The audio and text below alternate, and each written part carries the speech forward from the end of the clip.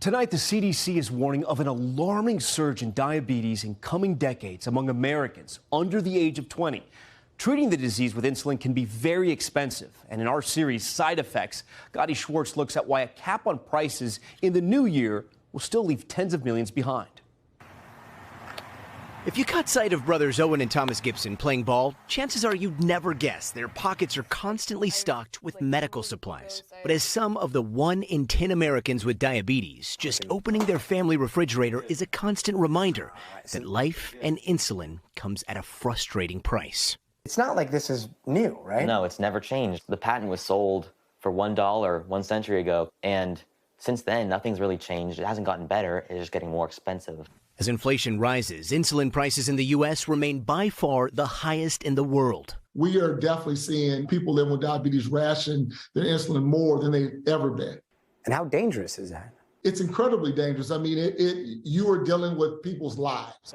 For years, some have chosen to head across the border to buy insulin in places like Mexico, like this group we accompanied in 2019. But this year, there was hope that all that could finally change with the Inflation Reduction Act and talk of a nationwide cap on monthly insulin costs. When the legislation goes into effect in January, there will be a $35 a month limit on what patients pay out of pocket for insulin, but only for those with Medicare.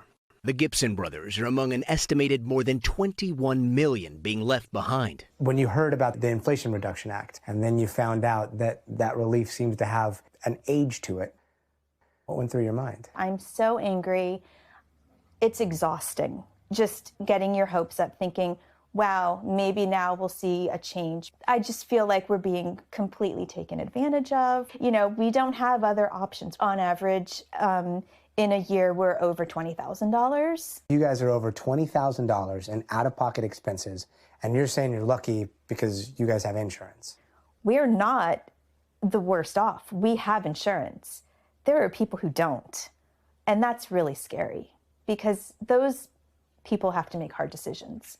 Do we buy insulin or do we pay rent? But it doesn't always seem that far off. A constant fear shared by millions of other families dealing with diabetes every day. Gadi Schwartz, NBC News, San Diego. Thanks for watching our YouTube channel. Follow today's top stories and breaking news by downloading the NBC News app.